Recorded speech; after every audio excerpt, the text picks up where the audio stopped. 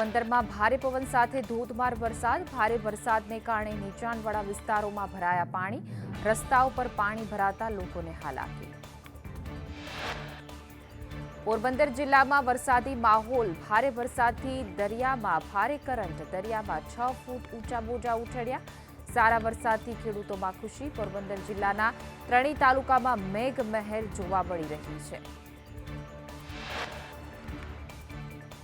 દ્વારકામાં વહેલી સવારથી જ વરસાદ. અત્યાર સુધી 2 ઇંચ જેટલો વરસાદ. મુખ્ય બજારોમાં વરસાદી પાણી વહેતા થયા. જગત મંદિરની ધ્વજા અડધા સ્તંભે ચડાવાઈ. અમદાવાદમાં આંબાવાડી, શિવરંજની, નહેરુનગરમાં વરસાદ. દાણી લીમડા, શાહ આલમ, જમાલપુર, પિરાણામાં પણ વરસાદી માહોલ જોવા મળ્યો. વડોદરામાં વરસાદી માહોલ જામ્યો. વરસાદથી વાહન ચાલકોને પડી મુશ્કેલી. વરસાદથી વડોદરાનું તાપમાન ગગડ્યું. રાજ્યમાં આજે સાર્વત્રિક ભારે વરસાદની આગાહી. આજે બનાસકાંઠા, કચ્છ, જામનગર અને દ્વારકામાં અતિ ભારે વરસાદનું ઓરેન્જ એલર્ટ. વરસાદી ટફના કારણે ભારે વરસાદની આગાહી. રાજ્યમાં 10 જિલ્લામાં ભારે વરસાદનું યલો એલર્ટ. પાટણ, સાબરકાંઠા, નવસારી, વલસાડ, રાજકોટ, પોરબંદર, જૂનાગઢ, મોરબી, ગીર સોમનાથ અને દીવમાં ભારે વરસાદની આગાહી. અમદાવાદ અને ગાંધીનગરમાં મધ્ય વરસાદની આગાહી. તો રાજ્યમાં અન્ય જિલ્લામાં હળવાથી મધ્ય વરસાદની શક્યતા.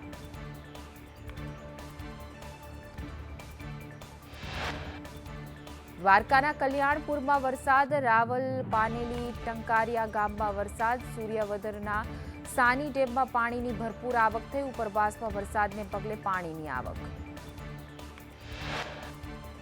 સૌરાષ્ટ્રના 12 ડેમમાં નવા નીરની આવક. વિવિધ ડેમમાં 6 ફૂટ સુધીની પાણીની આવક. રાજકોટના 10 ડેમમાં પાણીની આવકમાં વધારો. વેણુ 2માં 1.28 ફૂટ.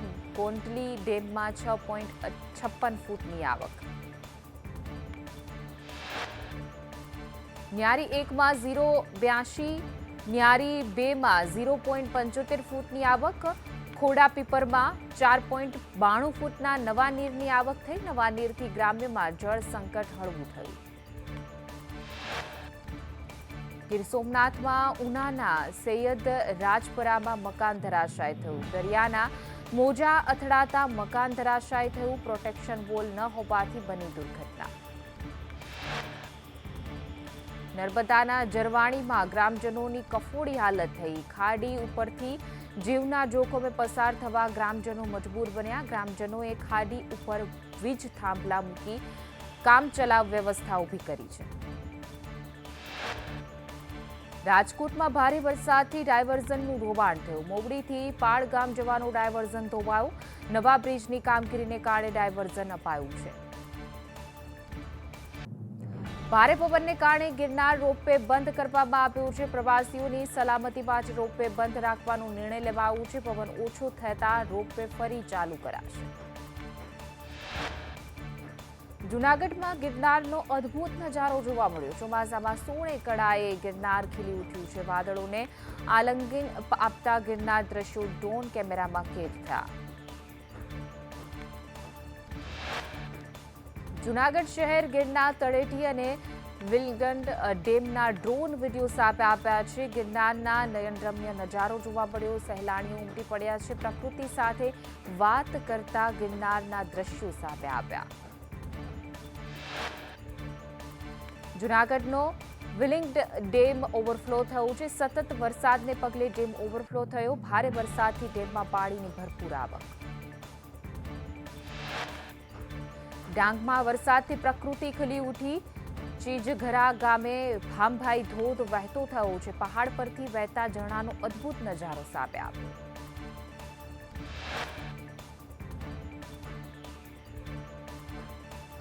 મનરેગા કૌભાંડમાં એમએલએ ચેતર વસાવાના આક્ષેપ. કૌભાંડમાં ભાજપ કોંગ્રેસ બંનેના હાથ.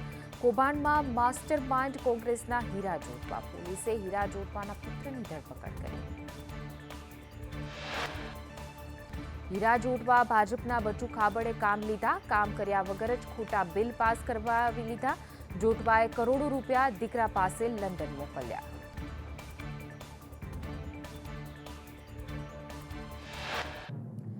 ભરૂચના મનરેગા કૌભાંડમાં 3 આરોપીની ધરપકડ. કોંગ્રેસ નેતા હીરા જોટવા અને ઓપરેટર હિરેન ટેલનરના 6 દિવસના રિમાન્ડ મંજૂર થયા છે. અન્ય નેતા કે અધિકારીઓની સંડોવણી સામે પણ આવી શકે છે. ભાવનગરમાં સર્વોત્તમ ડેરીએ ભાવમાં વધારો કર્યો છે. દૂધના ખરીદ ભાવમાં કિલો ફેટે ₹20નો વધારો. 25મા સ્થાપના દિન નિમિત્તે ભાવ વધારો જાહેર. અગાઉ કિલો ફેટે ₹850 ચૂકવવાના હતા. સાબરકાંઠામાં વ્યાજખોરોનો ત્રાસ યથાવત. પિતાએ પુત્ર સાથે કૂવામાં ઝંપલાવી કર્યો આપઘાત. પૈસા માટે કડક ઉઘરાણી થતા કર્યો આપઘાત. સુરતમાં ભારે વરસાદ બાદ શહેરમાં રોગચાળો વકર્યો. ગુડાદરા વિસ્તારમાં ઝાડા ઉલટી બાદ મહિલાનું મૃત્યુ થયું છે. સ્મીમેર હોસ્પિટલમાં ટૂંકી સારવાર બાદ મોત થયું.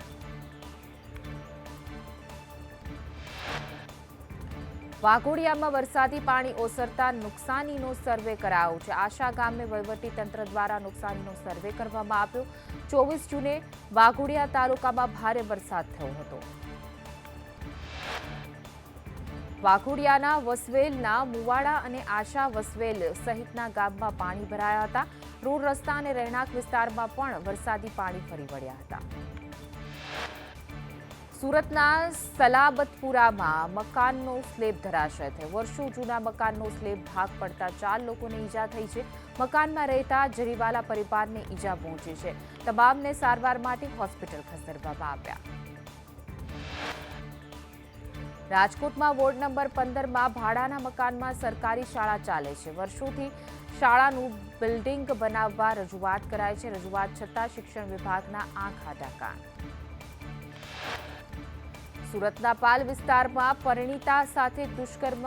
શીતલ ફોટો સ્ટુડિયોના રિસેપ્શનિસ્ટે અર્જુન કંથારિયાએ આચર્યું હતું દુષ્કર્મ. 50 લાખના દાગીના 2.59 લાખ રોકડા પડાવ્યા.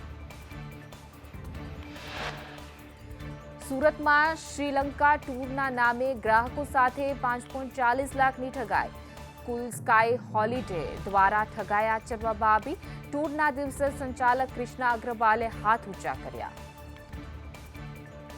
જૂનાગઢના બિલખા રોડ પર સિંહની લટાર. બિલખા રોડ પર 10 સિંહનું ટોળું જોવા મળ્યું છે. 8 બાળ સિંહ, 2 સિંહણ લટાર મારતા કેમેરામાં કેદ થયા છે. સોશિયલ મીડિયા સિંહની લટારનો આ વિડીયો વાયરલ થઈ રહ્યો છે. ભગવાન જગન્નાથજીની 148મી રથયાત્રા સંપન્ન થઈ છે. ભગવાને ભાઈ બહેન સાથે આખી રાત રથમાં વિતાવી. પત્ની મૂકીને નગરચર્યા કરાતા રૂકમણીજી નારાજ થયા હતા અને રિસાયેલા રૂકમણીજીએ ભગવાનને મંદિરમાં પ્રવેશ ન આપ્યો. ભગવાન જગન્નાથજીની 148મી રથયાત્રા પૂર્ણ થઈ. જગન્નાથજીને મંદિરના ગર્ભગૃહમાં બિરાજમાન થયા છે. શાસ્ત્રોક્ત વિધિ સાથે જગન્નાથજીનું સ્થાપન કરાયું છે. ભગવાનના દર્શન કરવા ભક્તોની ભારે ભીડ.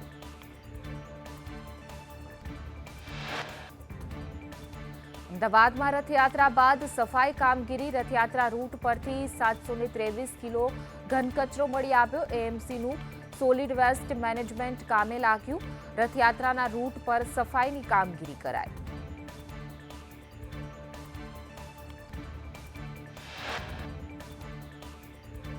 પંચમહાલના હાલોલમાં ચોરોએ હાથફેરો કર્યો. દાવડા પાસે બંધ મકાનમાંથી અંદાજે 50,000 રૂપિયા ઉપરાંતની ચોરીને અંજામ આપ્યો છે. મકાનની બહાર લગાવેલ સીસીટીવીમાં ચોર કેદ થયા. રાજકોટમાં ગાંજા સાથે એક વ્યક્તિ ઝડપાયો છે. ભગવતીપરા જયપ્રકાશ નગરમાંથી ઇનુશ ઘેલણને ઝડપી પાડ્યો છે. 16.84 કિલો ગાંજા સહિત 1.74 લાખનો મુદ્દામાલ કબજે કર્યા. ઉત્તરાખંડમાં ભારે વરસાદથી સોનપ્રયાગ પાસે ભૂસ્ખલનથી રસ્તો બંધ થયો છે. રુદ્રપ્રયાગ અને પોઢી વચ્ચેનો રસ્તો બંધ થયો છે. રસ્તા પરથી પથ્થર હટાવવા તંત્રએ કામગીરી હાથ. ઉત્તરાખંડમાં ભારે વરસાદથી ભૂસ્ખલન થતા ચમોલી બદ્રીનાથ હાઈવે બંધ થયું છે. નંદપ્રયાગ પાસે ધોધમાર વરસાદથી ભૂસ્ખલન થતા હાઈવે બંધ.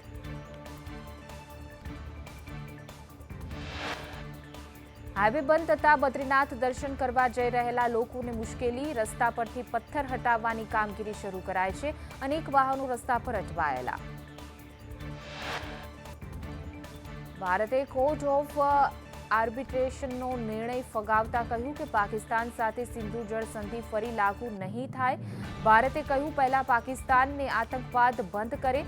ભારત સિંધુ જળ સંધિની કોઈ પણ જોગવાઈને નહીં માને. ભારતે કહ્યું જ્યાં સુધી પાકિસ્તાન પ્રેરિત આતંકવાદ બંધ નહીં થાય ત્યાં સુધી જળ સંધિ નહીં. વિદેશ મંત્રાલયે કહ્યું કોર્ટ ઓફ આર્બિટ્રેશનની રચના જ ગેરકાયદે છે.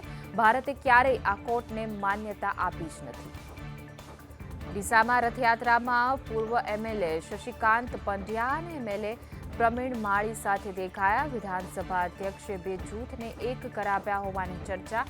અનેક ચૂંટણીઓમાં બંને જૂથ સામસામે હોવાનું ચર્ચાયું હતું.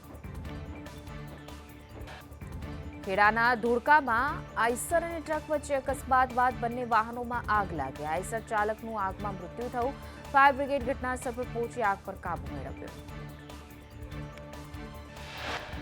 વિશ્વામિત્રી નદીના બ્રિજ પાસે ગેબિયન વોલ બનાવાશે. ગેબિયન વોલ બનતા પૂરના પાણી શહેરમાં એકદમ નહીં પ્રવેશી શકે. 36 કરોડના ખર્ચે ગેબિયન વોલ બનશે તેવું સ્થાયી સમિતિના ચેરમેન ડોક્ટર શીતલ મિસ્ત્રીનું નિવેદન.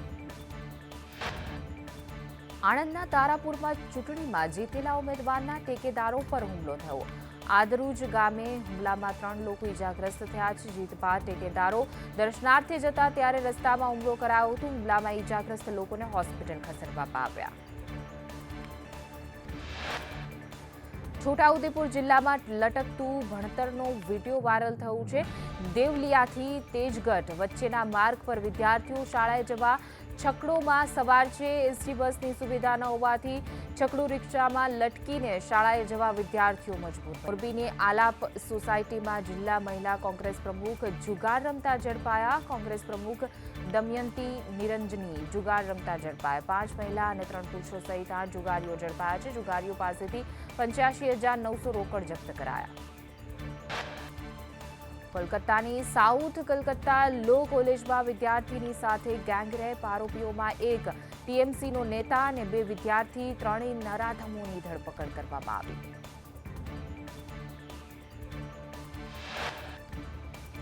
અમરનાથ યાત્રા પહેલા બાલતાલના બેઝ કેમ્પમાં લોખંડી સુરક્ષા. સ્થાનિકોના આઈડી પ્રૂફ સહિત સઘન ચકાસણી. 3 જુલાઈથી શરૂ થશે યાત્રા.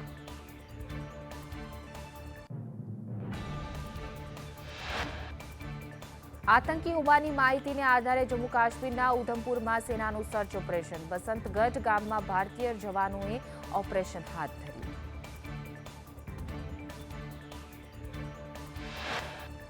રુદ્રપ્રયાગમાં અલકનંદા નદીમાં બસ દુર્ઘટનાના 24 કલાક બાદ પણ રેસ્ક્યુ ઓપરેશન યથાવત. ગુજરાતના સોની પરિવારના અમુક સભ્યો હજુ પણ લાપતા.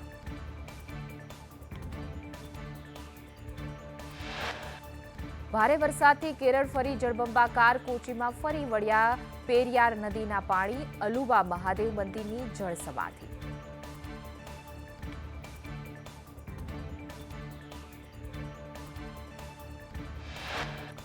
આસામના દિબ્રુગઢમાં ધીમી ધારે વરસાદ. સારા વરસાદને કારણે વાતાવરણમાં ઠંડક પ્રસરી.